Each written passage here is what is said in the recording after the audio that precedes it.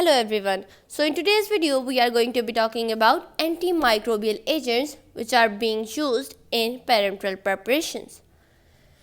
So containers which are being used for parenteral preparations can be single dose containers or they can be multiple dose containers. So as we know, parenteral preparation need to be sterile and pyrogen free. So if we are having single dose container, we generally do not require antimicrobial agent in them. And why this is so? Because when you break the ampule, you immediately inject that product into the patient without delaying any time. So in this way there is no microbial contamination or environmental contamination. So we are not going to be needing any antimicrobial agents in them.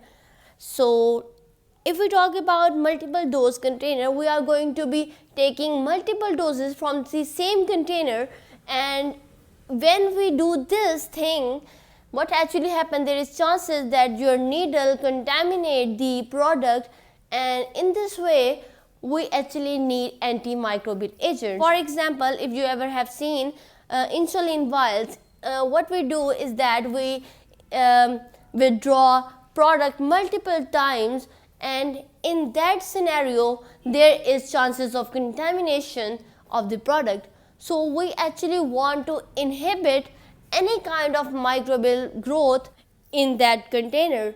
So for that we add antimicrobial agents. So in this way the sterility or purity of the product will remain same as it was when you first withdraw the dose from that container.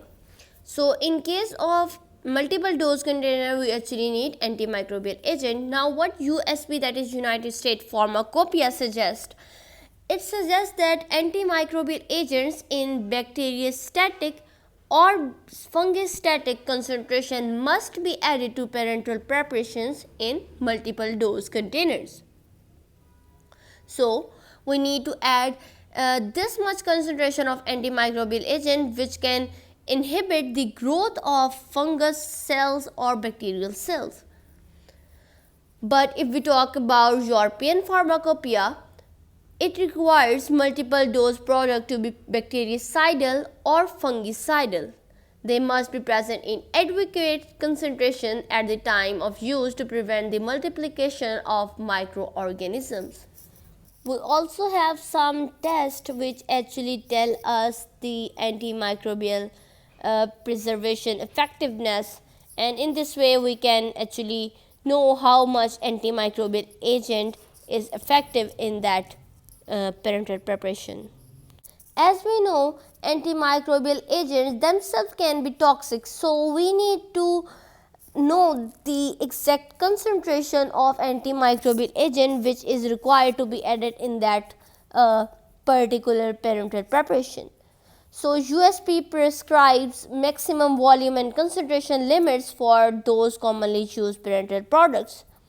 And other than toxicity, there can be cause of resistance because of the use of these antimicrobial agents, and that's another reason why we need to limit the concentration and volume of these agents.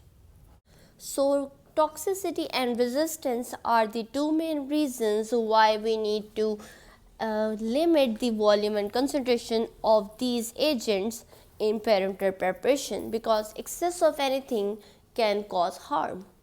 Now if we talk about the examples of these agents, so first of all, Phenylmercuric nitrate. This agent is used along with Thiomerosal in the concentration of 0.01%. So these agents are used in combination in this much concentration. Other than these, we also use other agents like Benzethionium, chloride, and Benalkonium chloride. Both of these agents are used in combination in the concentration of 0.01%. So, another example is of phenol or cresol. Either of them can be used in 0.5%. Another example is chlorobutanol in 0.5% concentration. So these are some examples of antimicrobial agents which are being used in parenteral preparation and their concentration which is given in USP, that is United States Pharmacopoeia. The upper limit of these agents is rarely used to avoid toxicity and other side effects which is being caused by excess use of these agents. So we actually limit their volume and concentrations which is sufficient enough for their antimicrobial effect. So if we talk about this agent, that is phenylmercuric nitrate, this agent is rarely used in this much concentration. Rather, it is used in 0.002%.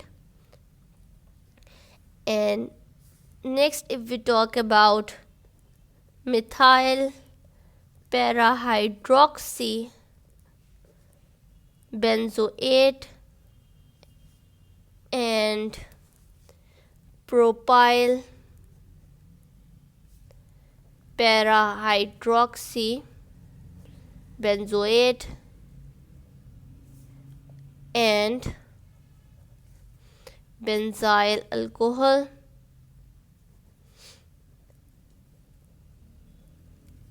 These all are used in combination and concentration of each one is, if we talk about methyl parahydroxy benzoate, it is used in 0.18%, whereas propyl parahydroxy benzoate is used in 0.02%, and this benzyl alcohol is used in 2%. So these are the agents which are being used in the combination for their antimicrobial effect. And the most common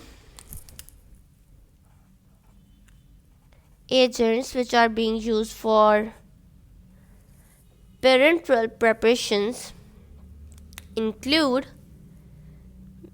benzyl alcohol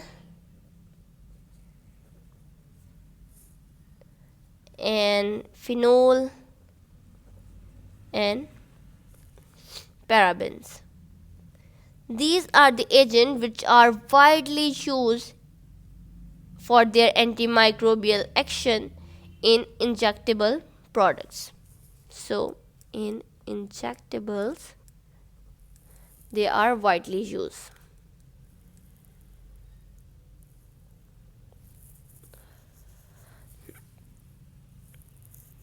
Now if we talk about the agents such as phenylmercuric nitrate, as its name indicates, it is actually compound having mercury.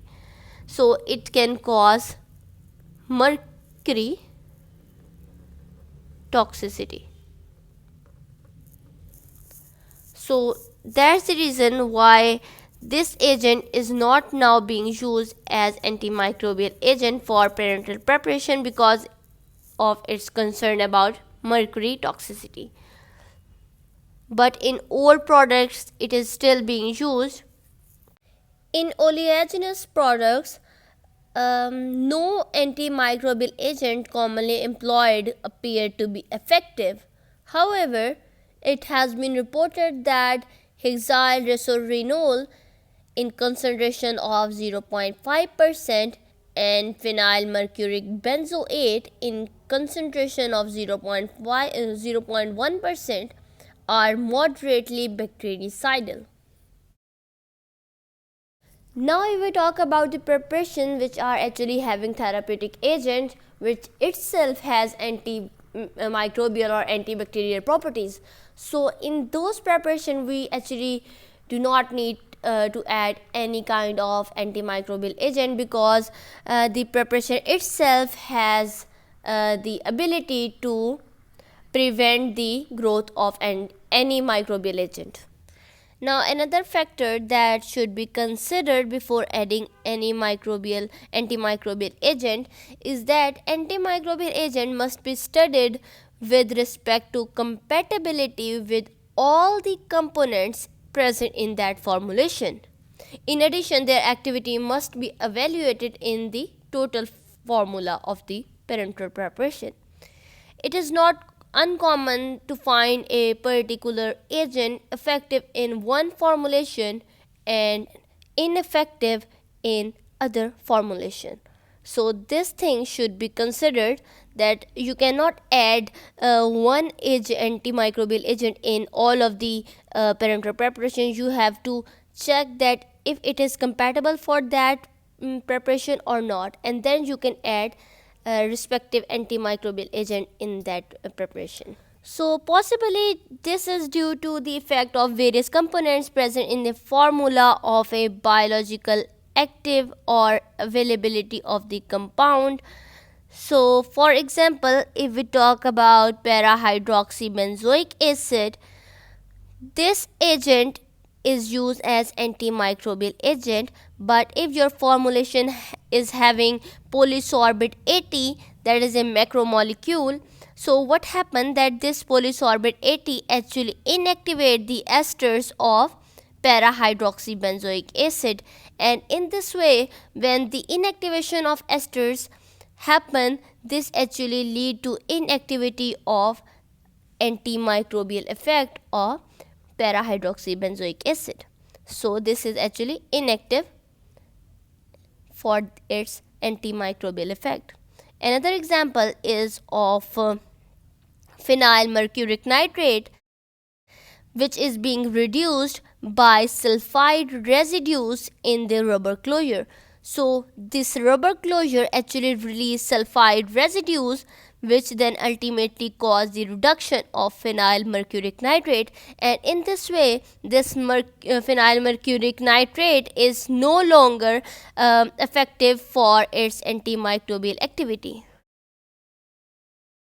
So now if we talk about protein pharmaceuticals, so because of their cost and frequency of use, these are also available in multiple dose containers. Example of such protein pharmaceuticals which are available in multiple dose containers include human insulin. Other than that, there is human growth hormone or vaccines. All of these are available in multiple dose formulation. But there are several proteins which actually react with antimicrobial preservative agents, and therefore we do not dispense them or we do not market them in multiple dose containers. Rather, we actually market them in single dose containers, so that there could not be any kind of microbial contamination, and ultimately there will be no requirement of antimicrobial agent in them, because you actually just break the ampule and withdraw the product and immediately administer that into the patient right away, instead of using it after some time or using it multiple times. So in this case, in case of a single dose container, no contamination actually happens, so you do not require any kind of antimicrobial agent. So those protein formulations which are actually reactive with antimicrobial agents are formulated in single dosage units. Example of such protein formulations include tissue plasminogen activator and interleukins, etc. Now if we talk about the most common antimicrobial preservative which is being used in peptide or protein products, it includes phenol or benzyl alcohol. And if we talk about vaccine products, in them phenoxyethanol is most commonly used. So this was all about antimicrobial agents which are being used in parenteral preparations. If you have any question, let me know in the comment section below. Thank you for watching my videos.